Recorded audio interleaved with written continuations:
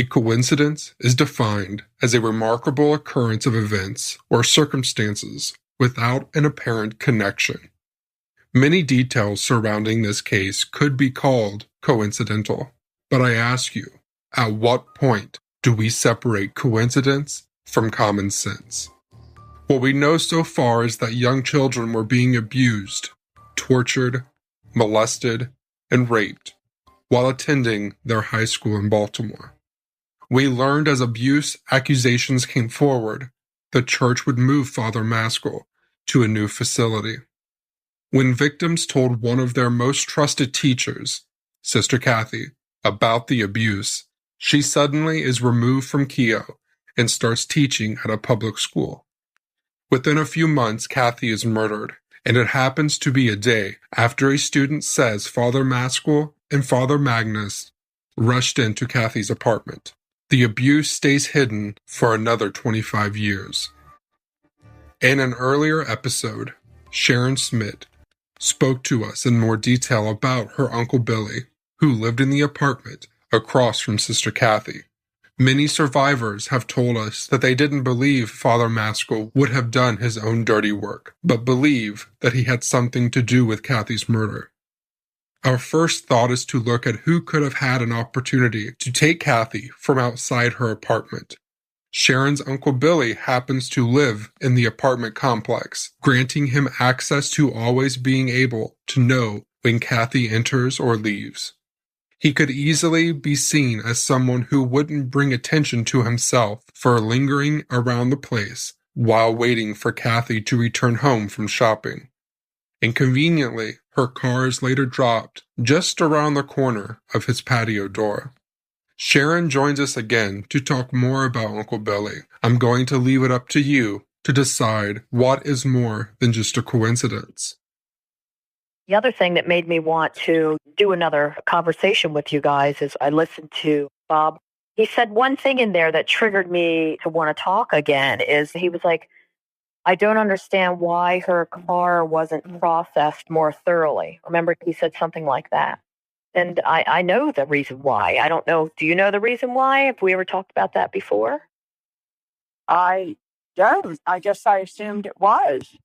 Right. It's not processed as a homicide. It was processed as a missing person. So as soon as her car was found, it was given back to Sister Russell because she was the co-owner on the car.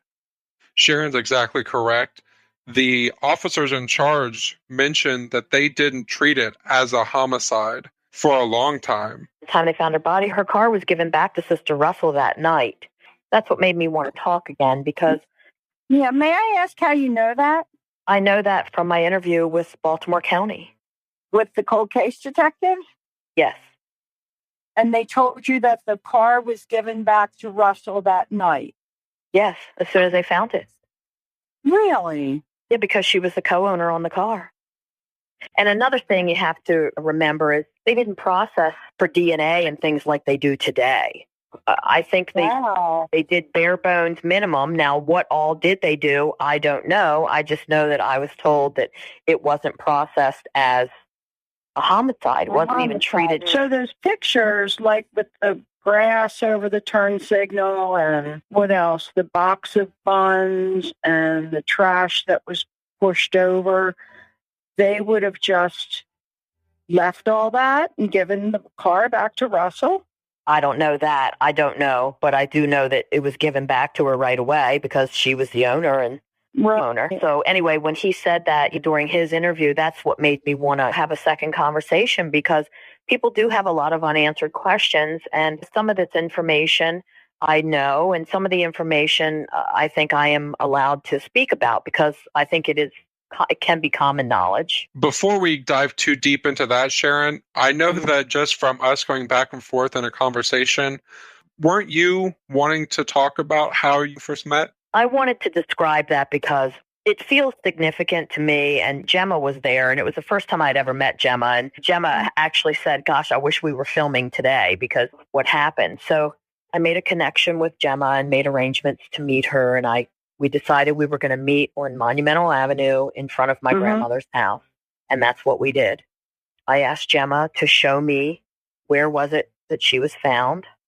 And so we rode down the road. What would you say? Maybe a quarter of a mile, maybe not even that far. Not even that much. And we got out, and Gemma pointed to this tree, and she said the officer that we rode around with, which at the time I didn't know who it was, but found out later who that officer was, he said she was found right there, and Gemma pointed to this tree.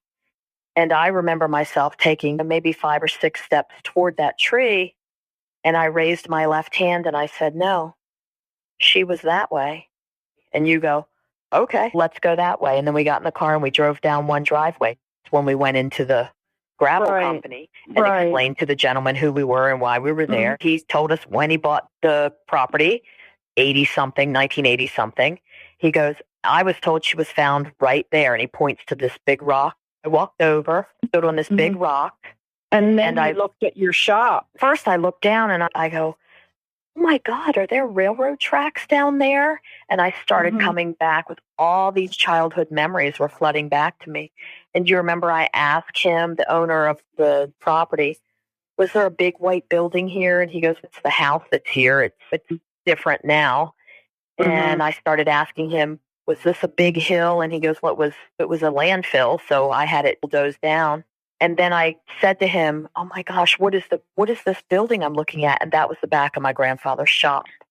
My whole point in wanting to share that story was, I didn't know you. You didn't know me. You showed me where you thought she was found, which actually it ends up not being the place, but that's where you thought it was at that time. And then I pointed, I don't know why I pointed to the left. She was that way. I don't know why I did that. Much later, more than a year later, Detective Childs and Robin, they showed me where she was found because I'd never seen it before. Really knew before. And it definitely was the way that I pointed. And I still don't know why I pointed that way. Can you tell us about that day that they went with you? I know it wasn't too long ago. It actually, I think in December, it'll be a year. I had asked them to show me. And he did. He showed me where it was.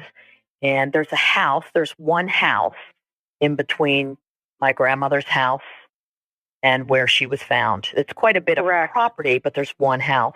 Standing there with both the detectives, and it was just a chilling type of feeling. And Detective Childs, actually, at the time, he stood there and he said, I'm just telling you, this is just not coincidental. There's no coincidence about this. This is just not coincidental. And we were just talking about where she lived was 2 exits down the Beltway, and you know how you'd have to drive back into that area, and how it would just not be coincidental that someone would take her there. You had to know the area. I had always grown up, I think I've told you this a million times, hearing that she was found behind my grandmother's house. That's what I grew up hearing. And it's not directly behind my grandmother's house because there is another house between them, but it's definitely behind the shop, between the shop and the house. Yeah, it's very close to the house. You've talked to him recently, correct? Okay, is there anything you can share? I did ask him if I could share something that he told me, and he said that I can. And so when I went in to talk to him and Robin right after the series aired, and we talked through the whole thing, and he told me that he's been doing this for a long time. To him, this crime has all of the hallmarks of a crime of passion. And he also said about my brother, he said, I've been doing this for more than 40 years, I guess it was at the time. And he said, even though your brother's story doesn't completely fit because of the timeline he puts around it, he said, I'm here to tell you the child that I heard speaking through that grown man saw something, knows something, not, he said, you will never convince me that, he says, I think because he was young, maybe he has the time of day confused because that doesn't fit. He goes, but that does not cause me to not believe his story. He said, I've worked with trauma victims a lot. And that child that was speaking through the man was speaking through trauma. Sharon, let me ask you what you think about this. And this kind of connects with what you just talked to us about the location of Cathy's body. After things settled down at the carriage house, it's possible that Billy may have had a key to the nun's apartment or knew how to break in. And if they were told by someone to move her body, it's possible that Brian's story does fit, and that perhaps they were taking a blanket, which would not be missed, but would have the DNA of the nuns and not them from their apartment. They may have been moving her from one place to another after Jean saw her, because I think Maskell could have been concerned that Jean might be able to bring someone back there. I don't know. To me, that makes Brian's story fit, that it could have been in the morning.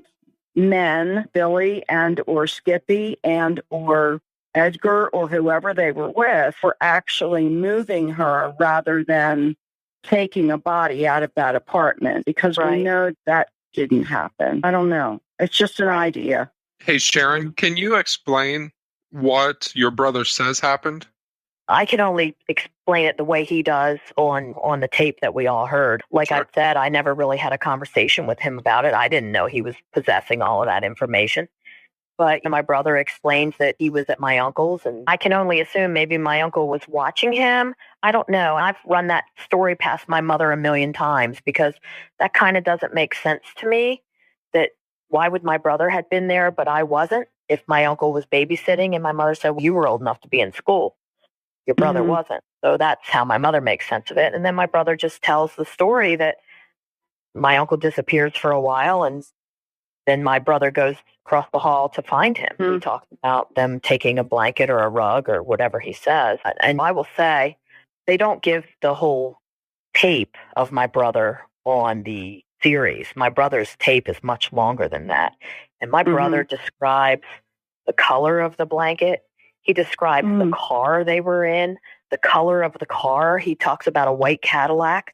And when I listened to my brother's tape, I called my mom and I'm like, did anybody have a white Cadillac? And she told me that they did. My grandfather had a white Cadillac. So these are things that I never even knew. So yeah. How old would Brian have been when I think he was 4, only 4 when this happened. Okay. I keep hearing over and over again that when someone is very traumatized, you can be very young and remember it because it's a significant event. When you hear my brother speaking in The Keepers, that is just a snippet of my brother's interview. My brother talks a whole lot more than that. So you and your mom, do you guys believe what he said? I do believe him. I can tell you that the way my brother sounded, he didn't sound to me like he was lying. He had some conviction with what he was saying, and I don't think he was making it up. I think he was speaking about the way he remembered something.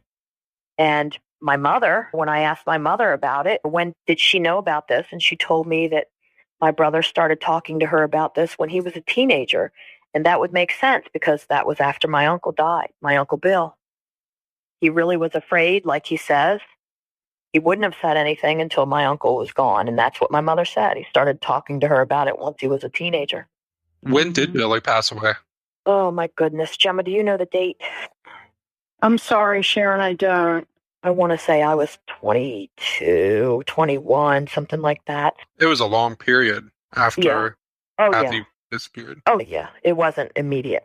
Do you remember the time frame that Billy lived or moved into the carriage house apartments compared to when Cathy and Russell? I just kind of always knew him living there. I always knew him living there until he moved to the house that he ended up dying in. Gemma, do you happen to know if Billy was there first or if Cathy and Russell was? Billy was there first. The nuns moved in July of 1969. Like, they took over that lease at that time. And for most of the summer, both Cathy and Russell were either visiting with family or doing conferences and classes. I know that Russell had family in Towson, and she was with them for a while. I know Cathy went. I believe that Cathy and Russ both lived with Russell's family in Towson or Timonium up until they took over the lease of that apartment.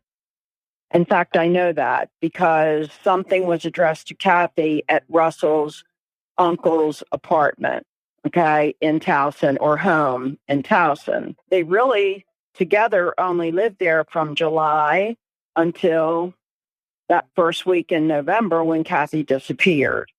And then right after that, Russell stayed with her family for a while and then came back to the apartment.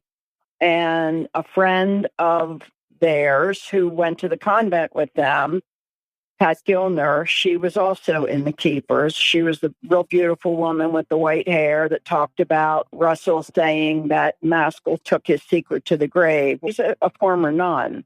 She said that she moved into the apartment, into the carriage house apartment with Russ. She had Cathy's room. And she said it was very strange and frightening to be sleeping in Cathy's bed. And Russell would be away with her family. And Pat said she had a real hard time with it. And one night she heard somebody outside. She called the police, and the police took her to a friend's house because she was just scared. She didn't know if one of them would be next because Cathy obviously had been targeted. But she did also say that Russell really wouldn't talk about it. It was hard to tell that anything had happened. She just shoved it inside and had a difficult time dealing with it. I believe they stayed there for maybe 6 months and then moved into another apartment in the same complex, but in another building. Gemma, what kind of interactions are we aware of between Billy and Cathy? Oh, Sharon can answer that. My mom always described to me that she met Sister Cathy as she was going into my Uncle Bill's or coming out, and they passed in the hallway and my Uncle Bill was them. And then not too long ago, my Gemma and my Aunt Barbara and we had a conversation, and my Aunt Barbara described the same thing, that she met Sister Cathy coming or going in the hallway and my uncle introduced them. That's all I know of, other than I've heard stories about parties and things like that in the building, but that's all only first-hand account that I have of interactions. And I don't know anything other than what Sharon's told us, Shane, so I'm not aware of any other interactions. But I do remember Sharon saying, I guess it was your mom that said he introduced her as Sister Catherine, my neighbor. He called her Sister Catherine. Yeah. So it wasn't like, this is like party girl in the building, Cathy. I don't mean to be facetious. But it would also be out of context according to when that interaction was. For example, if your mom and or aunt saw Cathy around the time when she first moved in, of course he wouldn't be knowing her by anything else than Sister Cathy. Shane, also the faculty at Western High School, which is where Cathy was teaching the day she disappeared. A lot of people are confused about that because in the film Abby talks about what time Cathy got home from school. Well, she wasn't getting home from Keogh. She was coming home from Western. And our friend Juliana Bertaldi, who spoke to Cathy that afternoon, went to Western.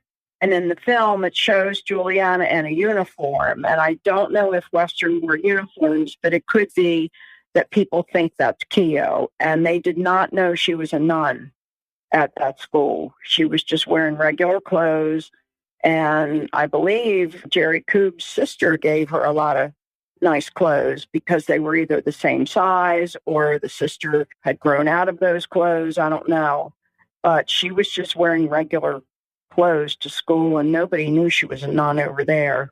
And my mom has made a remark that when she met her, she was wearing regular clothes as well. If they moved in July, then Billy was already there.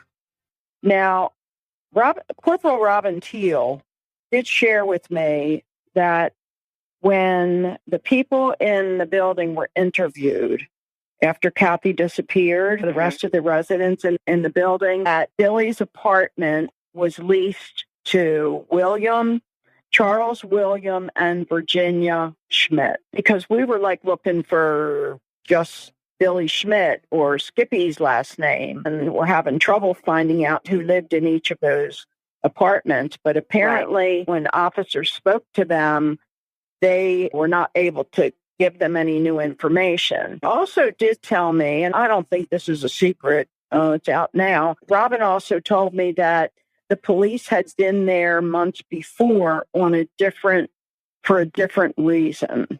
She said it was like insignificant. I don't know what it would have been. Yeah. Yeah, I don't. So Skippy was your uncle's, what we believe could have been his boyfriend at the time. Is that right? Right. And I never knew this, or my mom never knew this until we got into the investigation into the keepers. And my Aunt Barbara told my mother that Skippy actually lived in the apartment with my Uncle Bill, which my mother was never aware of. Mm-hmm. My mother never knew he lived there, but my Aunt Barbara says that he did. And we also did not think that my Uncle Bill was married to my Aunt Jenny when all this happened. That's confusing to us as well, part that was leased. And like gay people living in an apartment, that probably wouldn't have gone over real well in 1960s. Right. It may have been more convenient and safer for everybody just to put William in Virginia. Did you guys ever find out who Skippy was? No, not able to find out. It's very elusive. We have 10 people. Now, not too long ago, a young woman got in touch with me and said she believed she knew who he was. It fit everything that we've thought, except that Sharon's family was under the impression that he came from California. And this young woman said, I believe it's my relative, and he went to California. She sent a picture of this guy. It was actually a drawing, and we didn't know who drew it, but Sharon's family has shared, as Sharon's mom, Barbara, said that Skippy did pencil drawings and was very good with portraits. And so we're thinking maybe he drew one of himself, but as soon as Sharon's mom looked at it, she said, no, that's not him. Yeah, because it didn't fit the description that Barbara Schmidt had of Skippy. But we've had 20 suggestions of who Skippy might be, and we still don't know. When did Skippy and Billy go their separate ways? I don't know that I know that answer. My mother would probably know that answer. And we maybe have asked her that already, Gemma. That might be somewhere in the notes. Yeah. I might have. My mom says he just disappeared. He just all of a sudden he was gone. But it was definitely after Sister Cathy was murdered. I don't know either without talking to my mother. Just don't know. Earlier, Gemma mentioned that Teal was talking about the police coming to the apartment prior to Cathy disappearing. So maybe they got into an argument, and that's what led to them breaking up, or maybe it could have been, but then again, it could have been something real insignificant, maybe music too loud. Or if they were a party, if they did have the neighbors in and it got noisy, somebody always calls the cops and tells you to turn them. There's no arrest. It's just, but she didn't specify what that was about. Sharon, is my memory correct that at some time Billy or maybe your Uncle Bob went to the Virgin Islands? My Uncle Bill went. Do you remember when? It's that's interesting because somebody came up with a ship's registry. Have you ever seen that? I've seen them, but like in Ancestry.com. Somebody came up with a ship's registry for the U.S. Virgin Islands, and it's handwritten, and it shows my uncle's name, and it shows him traveling with someone by the name of Barbara Schmidt. And neither my mother or my Aunt Barbara went to the Virgin Islands with him.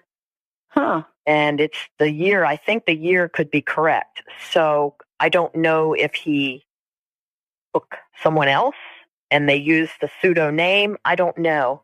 But I think it was the early 60s when he went to the Virgin Islands. So it would have been before they went to Carriage House? Yes. Oh, if anybody's listening and can find the registry for us, I'd love to have a picture of that. What was Billy, Bobby, and your dad's career? I think my Uncle Bill was, I guess, like a bookkeeper, and I think my Uncle Bob was an accountant, and my father worked with plastic blow molding machines, was the way he described it. So where did they work at? I believe my Uncle Bill worked for a company, Continental Truck. I remember that. But none of them worked at the truck parts at the place. At the shop with my grandfather? Yeah. My father did. Okay. I don't know why I thought that they all did. No, my father worked there in the evenings with my grandfather. Okay, like, you mean your dad had a couple jobs? Oh, yeah. He would work there, late at night with my grandfather. Okay. Okay. What led your dad to be questioned by the detectives? When it came on the news in the 90s, when I guess that's when Jean came forward, or when the case was reopened again, and I just was so upset about it, and I didn't know why I was upset. I asked my mother to call the police. My mother did, and she called the police and shared what she knew and what we had to offer, and that's when they went to Florida and spoke to my father. Why was your dad in Florida? Oh, my family moved to Florida in 1979. Your whole family, you included? Yep. Okay. Were you there when the police visited your dad? No. No? Okay. I was not. And my parents were already divorced, and my father was actually remarried by then. Wife was there when he was questioned. You remember what city? That might have been Homestead, Florida then. Okay. And you were there for a little while? Oh, they moved to Miami. When my parents first moved, they moved to Miami. Okay. When my mother and father got divorced, I guess my father, that's when he ended up in Homestead. And then eventually my mother and my brother moved to Tampa. And my father moved to Vero Beach. And what years would that have been approximately? They moved there in 1979. The reason I'm asking is because we know that Edgar Davidson went to Florida as well and changed his name and then married someone else under the assumed name. He was under the name of John. I'm drawing a blank on the last name. Where's Abby when I need her? Anyway, so he married the second wife while he was still married to the first. Oh, wow. It appears that he, quote, borrowed someone else's cards and identity and became somebody else. So I'm wondering if it was around the same time that Billy would have been in Florida. Because we have not been able to make a definite connection between Edgar and Billy. My Uncle Bill came down for a little while and worked with my father, maybe for 6 months or so. What can you tell us about your Uncle Bob? A lot of people have asked about it. People ask about my Uncle Bob because my brother puts my Uncle Bob in the story. When I heard that, I was like, oh my God, because that to me doesn't make a lot of sense. I think it might be my father and my brother inserted my Uncle Bob. That's what I think might have happened. I never really thought of my Uncle Bob being involved in this, or I just never got that indication. He made that insertion of my Uncle Bob, and I believe it might have been my father, and maybe it's too painful for my brother to remember it that way. Do you remember Bob very well? Oh, I do. He passed away when I was probably 18 or 19, and he was the oldest of the three. Oh, what kind of person was he? He was a quiet person. I would call him an introvert. Stayed home most of the time. A lot of people asked why Bobby's photo was blurred in the Keepers. My Uncle Bob's picture wasn't in the Keepers, to my recollection. I wonder if maybe they just didn't have a photo of him. Yeah. When they created that. There was a lot of chatter in the beginning about that picture where my Uncle Bill is holding a baby, and people were saying that was my Uncle Bill's baby and my Uncle Bill's wife, and that wasn't. The baby in that picture is actually me. That was on my christening day. My Uncle Bill holding me and my Aunt Mildred, who is my godmother. They were my godparents. Sharon, just wanted to jump in real quick and ask you if you ever had heard of a guy named Bobby Thompson. I have not. No, and I've been asked that before, and I also asked my mother, and she doesn't recognize that name. Okay. He was friends with Edgar. He was neighbors with Edgar. And when they lived in Irvington in adjoining apartments, and he also committed suicide a couple weeks after Grace Montagna's murder. And that's never been solved either. Some people think his death was a homicide. So we don't know. Just wondering if you heard the name. No. One of the most things that I hear from when people talk about the Keepers is, of course, when it comes to Billy, the mannequin in the attic, the nun's costume. What house was that mannequin in? That's the house that my Uncle Bill moved into with my Aunt Virginia. They bought a house together after the carriage house. Okay, so it was definitely after the... Oh, yes. There you go. Okay. So it wasn't your grandmother's house? No, it was at my Uncle Bill's house. Okay. Did your mom recognize Edgar at all? No, she doesn't. She did not. I have strong feelings about my uncle and my grandmother's murder as well. I have a feeling about that because when we were in the funeral home, he came in and he said to my mother, and I was standing there. I think I was, I don't know, maybe 14 at the time. And he told my mother that he had visited a psychic with my grandmother, which would be his mother. They had visited a psychic that day, and she told them that somebody in our family committed the murder, somebody tall and thin with a mustache. And that's his description. And I just remember hearing that and how chilling that was. And we had spoken about this with you before, but we didn't touch on it when we did the episode. So I wanted to talk to you about the mysterious house fire. I had not ever heard anything about it ever my entire life until we were in the midst of the documentary. And all of a sudden, Alan makes me aware that in my family, and someone he spoke to in my family, my Aunt Barbara, told him about my uncle and 3 other men going on vacation together to Atlantic City, Ocean City, New Jersey. During the vacation, there was a house fire, and one of the men died. And I had never heard anything about that, ever.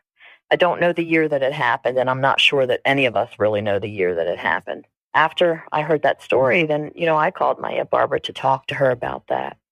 And she told me that the gentleman was from Baltimore. He was brought back to Baltimore for his burial. He burned to death in the bathroom, wrapped in towels. And so I said to her, that seems strange to me. There's 4 adults in a house and 3 get out and 1 has to wrap himself in towels in the bathroom. How could they not get him out of the house? She didn't really have an explanation. She said it did seem to be kind of mysterious and questionable. That's really all I know about it. That's all I know. Yeah, unfortunately, we've not been able to dig up information yet. We have searched everywhere. We've had people go there and visit the fire department, go to the library, go to the archives. We have been through every newspaper we can find, and we've looked in the 60s and the 70s, and we can't find anything. And I guess it would have been probably more likely in the 70s because of the ages of the guys. I believe it happened.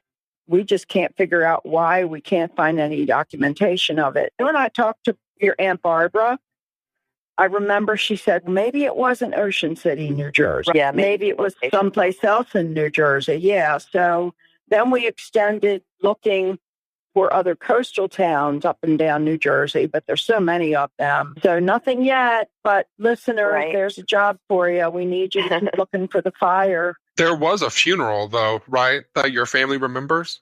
Yes, my Aunt Barbara told me that she remembers my Uncle Bill was a pallbearer and that my grandmother went to the funeral, and I believe my Aunt Barbara said she went to the funeral as well. Did she say that, Gemma? I'm not sure, but when we started asking, because we know that it was a Jewish funeral, and she said she really didn't know what synagogue. Right. He definitely was brought back to Baltimore. So if somebody wants to tracking down the history of funerals at synagogues in Baltimore, have at it. And I remember her saying that my grandmother attended the funeral so that she could be with my Uncle Bill because he was grieving so badly of him. How odd is it when you go to think about it, like all these people, all these events happen around Billy? I'm also surprised. Earlier we were talking about when your dad was questioned by police. I was really surprised that the detectives didn't question your dad and your grandfather because Cathy was found near their business. You don't think that the police made the connection at that time? The only reason they actually talked to your father was because you told your mom that you were upset, correct? Yes. Mm-hmm. Okay. So they wouldn't have necessarily talked to the other uncles, okay? And the property that she was found on, that was private property, right? It was a business? Private property now, and they're not loving that hundreds of people are driving slowly by to walk the tree. It's got the sign on it that Jean and her family placed. And that property is owned by the house, the people in the house that separates Sharon's grandmother's old house from that property. And those people, I've talked to them, and they gave us permission to walk on the property and film. And then once The Keepers was released, I went back with the filmmakers, and they came out right away and asked us to leave. And then when they recognized who we were, they said it would be okay, but just for a couple of minutes. So I can't blame them. It says there's no trespassing signs all over the place there now. It was 2 hunters that found her, right? Yes. I wonder why they were on private property hunting. At that time, it was not private property. The landfill was turned over, like literally turned over when it gets filled, okay? And that raised up the level of the property a little bit. There are 2 pieces of property that it covered, and there were 2 houses on one of the flats, and those were old houses. One of them was the one that the hunters went to make a phone call, and those were also bulldozed at that time because they were very old houses. The house that's there now, I don't think it was there 50 years ago. So it would have been more wooded area. And yes, we have heard that people would shoot small game over there, but I thought it was very interesting, and we just found this out recently, that those 2 hunters who were in the paper were actually from Middle River. They were not from Lansdowne. One of their names is George Eugene Brown. The son is Carl Michael Berkheimer. We tracked down Brown and have some information about him, but I would really like to be able to find the son and talk to him, because I think it's very interesting that Middle River is where Maskell had his boat, and Skinnell was the one that seen the day that Cathy was found. That's not typical. The captains rotated Saturdays. They did not always work on Saturdays. So that would have been his one Saturday, probably out of every 2 or 3 months, to even be working. Read between the lines. I think that would be allowed to say this. When I spoke to the police after the documentary, they had neighbors describe that the night that Sister Cathy disappeared, they didn't say for sure that it was her, but they described her car, and they saw a female in the passenger side and a male driving her car away out of the neighborhood. And I don't know, are you aware of that already? I've heard that. Somebody, it may be the same person, actually saw the car heading down North Bend towards Frederick Road. And it appeared that a woman was trying to get out on the passenger side of the car as it was driving down the hill, and that the male pulled her back in. Would have guessed that anyway, even if somebody hadn't seen that, because of the way the little trash bucket, which sits on the hump. Some people don't know what I'm talking about, but there used to be a little plastic trash bucket that sits on the hump. It was dumped over to the passenger side. The buns, the Muley's box of bakery buns, was also on the floor on the passenger side, and it was not crushed. It could have been there all the time. It could have fallen off the seat. But my feeling was that whoever abducted Cathy got in on the driver's side and pushed her over to the passenger side. And if that door was unlocked, or she unlocked it, it is possible she was trying to get out. But I never thought that it was just one person in the car with her anyway. I think it would be at least 2, because I know Jerry Poove has said if Cathy was threatened, she would freeze. But that's not the Cathy I knew. If Cathy, something was wrong, I believe she would have fought. I think she was too intelligent and just too much in the moment to freeze. I can see her kicking or pushing somebody trying to get out. And if there was somebody else in the car with her, it's possible they could have put their hands around her neck. We know that she was strangled. We don't know when that happened. It's possible. And please don't quote me, listeners, because you know that's speculation. It's possible somebody could have strangled her then just to knock her out. But I do not think one man in the driver's seat and her trying to get out on the passenger side, I don't think that would have restrained her. I think she would have been successful unless there was somebody else in the car. If it was only one person, then surely the guy had a gun. Otherwise, I don't know how you would prevent her from leaving. What's also interesting is she wasn't shot.